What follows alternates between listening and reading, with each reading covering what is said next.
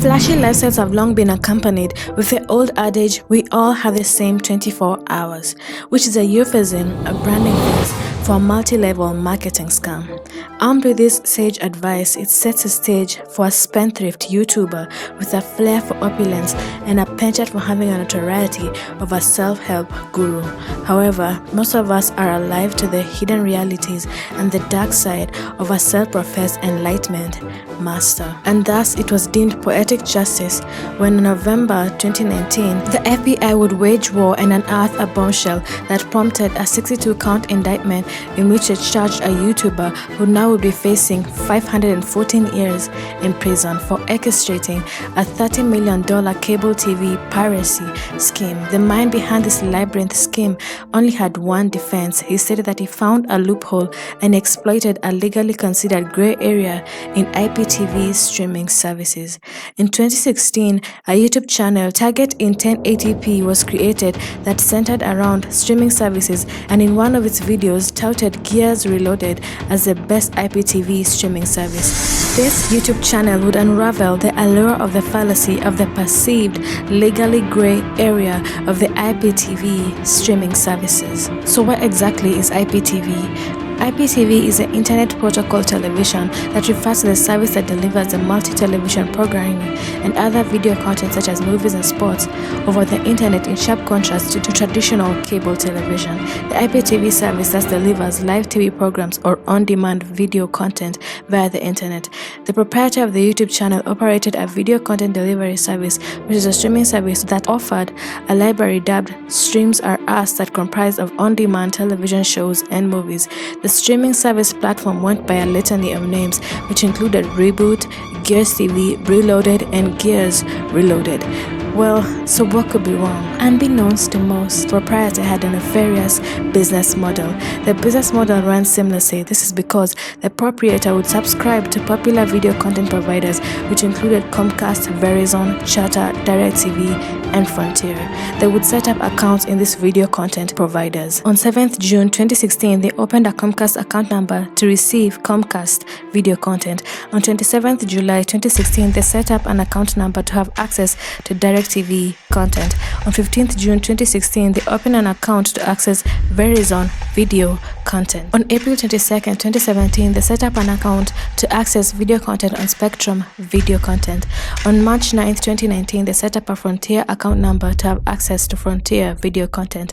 After setting up these accounts, the perpetrators would request video content providers to provide them with numerous access devices in a variety of locations, which enabled access devices to be tuned to a particular channel and then connected on to an encoder. The perpetrators would, between July 2016 and August 2019, using shell corporations, wire lump sums of money that were used to import 16-port encoders and 8-port HDMI encoders, allegedly from China. These encoders were designed to take content from the video source by stripping the high bandwidth digital content protection that was used to prevent piracy and copying.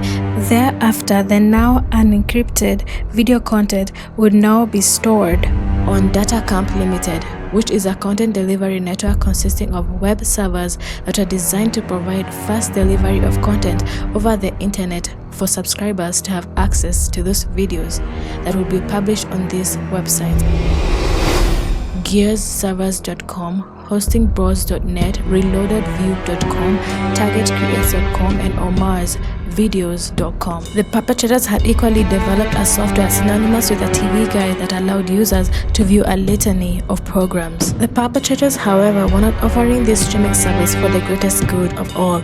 They weren't your average Robin Hood, as the subscribers had to pay a subscription fee of $15 a month. However, it's alleged that the perpetrators garnered 100,000 subscribers, raking $1.5 million every month. In facilitation of these subscription fees, the perpetrators obtained merchant processing accounts that enabled electronic payment transactions with softwares such as Stripe, Bank of America Merchant Service, Electronic Merchant Service, Nuvei, and WorldPay that would collect payment from customers and then distribute proceeds into the merchant's bank account. These merchant processing services had partnered with banks such as Wells Fargo and Bank of America. In making applications for these merchant processing services, they submitted fraudulent documents. They equally failed to file taxes in 2016, 2017, and 2018, and equally submitted a fraudulent business portfolio purchase agreement in which a going concern business that touted itself as an online customer base with web hosting capabilities was sold to the man behind this grand scheme for cash payment of $3 million and 24 monthly payments of $50,000. So who exactly was the man behind this scheme? Who was the man behind the YouTube channel Target in 1080p? On 23rd September 2018, a video was published which would catch the attention of the FBI as the man unwittingly confessed to exploiting the gray area of the IPTV streaming service. Just short of a year later, on November 2019, the FBI would raid the home of a 36-year-old New Jersey mastermind of the largest IPTV piracy scheme, Bill Omar Carrasquillo. At this time, Bill Omar Carrasquillo was now running a YouTube channel, Omi in a Hellcat, which had amassed 817k subscribers by making a spectacle of his ostentatious lifestyle.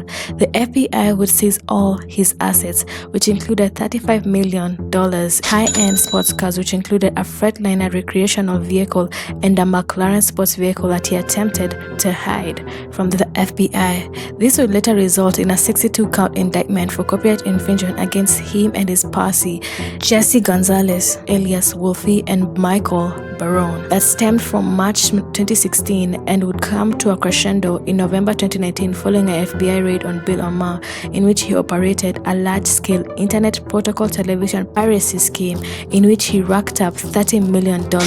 Bill Omar was being indicted for fraudulently obtaining cable television accounts that he thereafter sold copyright content to their subscribers. He was equally being investigated on access device fraud, wire fraud, and money laundering. He was facing approximately 514 years in federal prison if convicted on all 62 counts.